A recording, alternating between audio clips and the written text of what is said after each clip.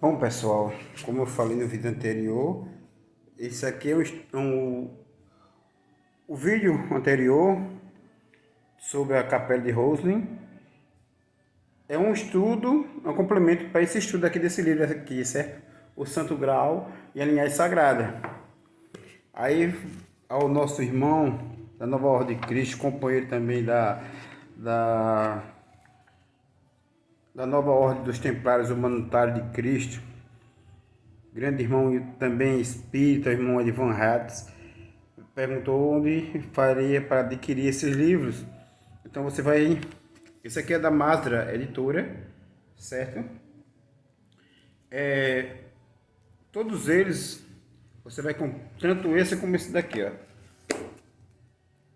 Certo? O Portugal Templário e a Ilha Secreta dos Templários, você vai encontrar eles lá na Masra Editora, então usado na estante virtual, certo? Então vamos ao livro O Santo Graal e a Linhagem Sagrada. No interior, logo na entrada, foi erigida uma estátua horrenda, uma representação do demônio Amadeus, detentor de segredos, guardião de tesouros escondidos. E, segundo a antiga lenda judaica, construtor do Templo de Salomão. Nas paredes da igreja, placas ostensivamente pintadas representando as estações da Via Sacra. Cada uma delas está caracterizada por desculpa, pessoal, por alguma estranha inconsistência, algum detalhe inexplicável, alguns desvios flagrantes ou sutil da narrativa oficial da escritura. Bom, gente, para que os irmãos que não entendem, nós templários tínhamos um contrato com a Igreja Católica, certo? Um contrato comercial. Mas nós praticávamos vários outros ritos. Aquela infantilidade das acusações a nós, de chutarmos a cruz e cuspirmos a cruz, veja, por que era? Porque nós não tínhamos a cruz como símbolo de salvação, certo?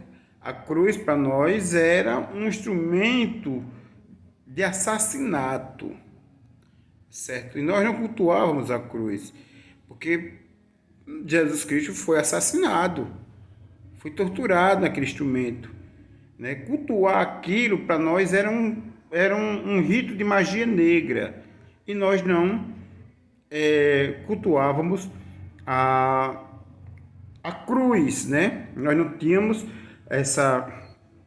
o que as religiões agora têm do culto a cruz, né, de sofrimento, como Jesus Cristo tendo sido assassinado para nos salvar. Não, Jesus Cristo foi assassinado. Foi um assassinato. O rei dos judeus foi assassinado. Era isso que nós tínhamos em nossas mentes. Certo? Então, por isso que nós renegávamos a cruz. Jamais a filosofia humanitária de Jesus. Praticávamos os ritos crísticos em nossos castelos. Certo? Procurávamos vivenciar os ritos crísticos. É claro que nós também tínhamos a nossa parte, né? Era o costume da época, as cruzadas, as batalhas por territórios, certo? Então, aqui eu estou explicando essa parte, certo?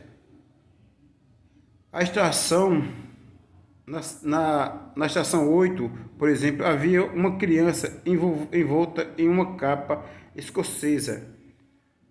Na estação 7, 9, que retrata o corpo de Jesus sendo levado à tumba, aparecia no fundo de céu noturno, escuro, dominado por uma lua cheia. Como se Sumieri estivesse tentando dizer algo, mas o quê? Que o enterro de Jesus ocorreu após o início da noite, várias horas depois do que diz a Bíblia. ou que o corpo estaria sendo levado para fora da tumba e não para dentro dela. Isso é bom a gente estudar muito isso, viu? É, é, aconselho aquelas pessoas que já têm uma visão mais desprendida da religião, ler a psicografia de Jesus, né? O livro A Vida de Jesus, ditada por ele mesmo. Ele fala sobre isso, certo? Então, enquanto realizava esses adornos curiosos, Salieri continuou a gastar de maneira extravagante, colecionando porcelana rara, tecidos preciosos e mármores antigos, criando um jardim e um zoológico e reunindo uma biblioteca magnífica. Pouco antes de sua morte, ele estava supostamente planejando a construção de uma torre como a de Babel, forrada de livros, de onde pretendia pregar. Seus paroquianos tampouco foram negligenciados. Samieres lhe presenteava com banquetes suntuosos e outras generosidades, mantendo assim o estilo de vida de um potentado. Em seu remoto e ao mesmo tempo próximo e inacessível ninho de águia, recebia inúmeros hóspedes ilustres.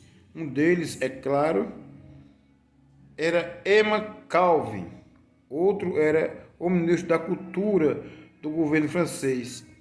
Talvez o mais augusto visitante dos desconhecidos padre, do desconhecido padre provinciano tenha sido o arquiduque João von Ungoburgo, um primo de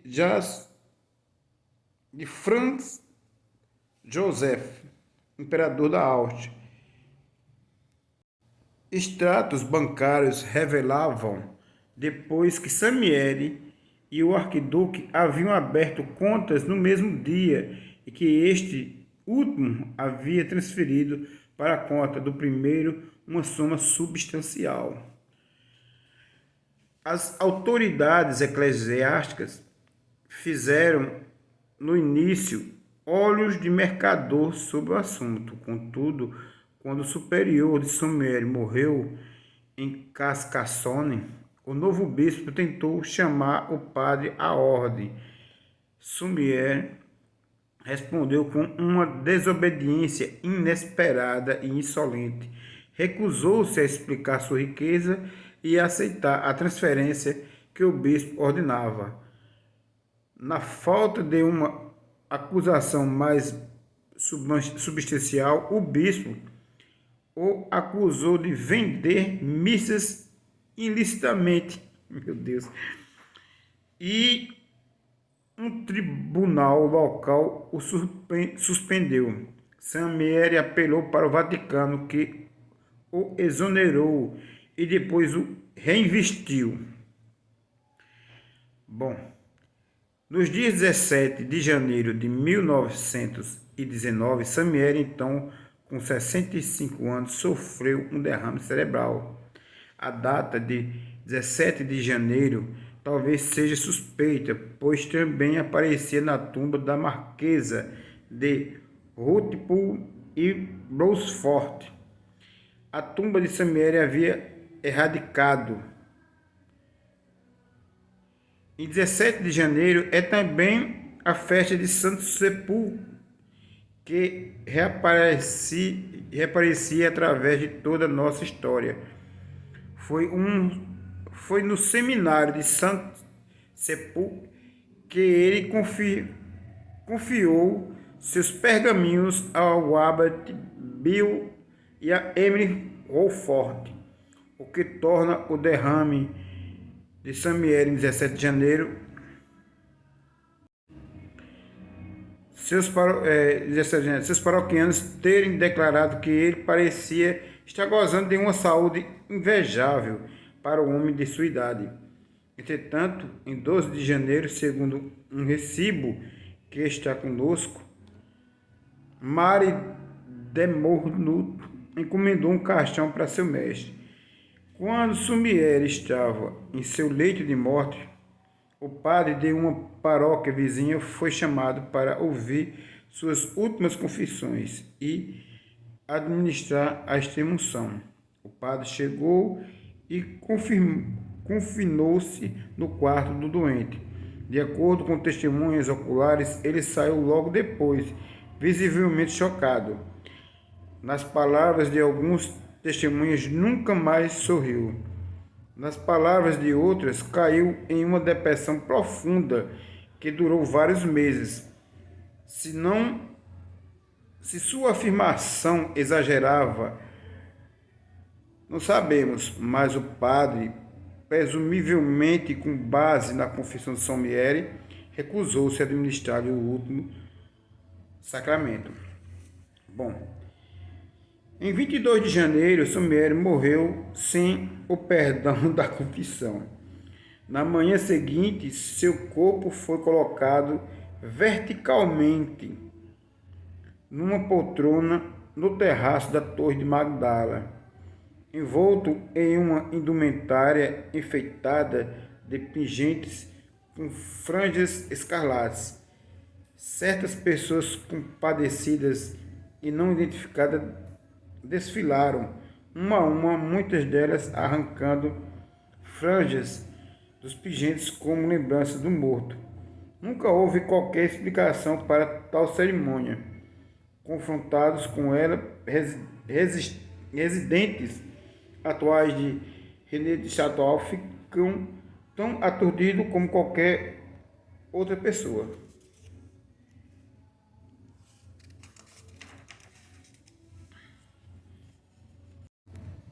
A leitura do Testamento de São Miere foi esperada com grande ansiedade. Para surpresa geral, contudo, ele revelou que não tinha nenhum tostão. Algum tempo antes de sua morte, aparentemente transferira sua fortuna para Marie de Nardoude, que compartilhara de sua vida e de seus segredos por 32 anos. Ou talvez a maior parte daquela fortuna tenha estado em seu nome desde o início. Depois da morte de seu mestre, Mari continuou a viver confortavelmente na Vila Betânia até 1956. Depois da Segunda Guerra Mundial, entretanto, o governo francês recém-instalado estabeleceu uma nova moeda como meio de apreender sonegadores de impostos, colaboradores e especuladores do tempo da guerra.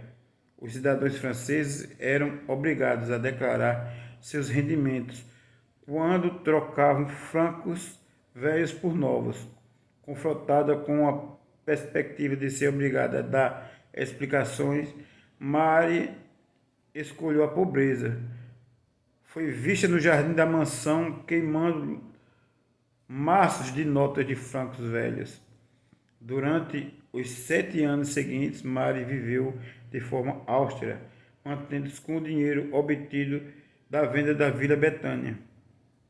Prometeu confiar ao comprador Noel God, antes de morrer, um segredo que o faria não só rico, mas também poderoso. Em 29 de janeiro de 1953, entretanto, Marie, como seu mestre antes dela, sofreu um súbito inesperado derrame cerebral que a deixou prostrada em seu leito, incapaz de falar. Para a grande frustração do Sr. Carbo, ela morreu logo depois, carregando consigo o segredo. Bom, vamos ficar aqui na página 14, no item Os Possíveis Tesouros. Amanhã eu vou publicar, viu, pessoal?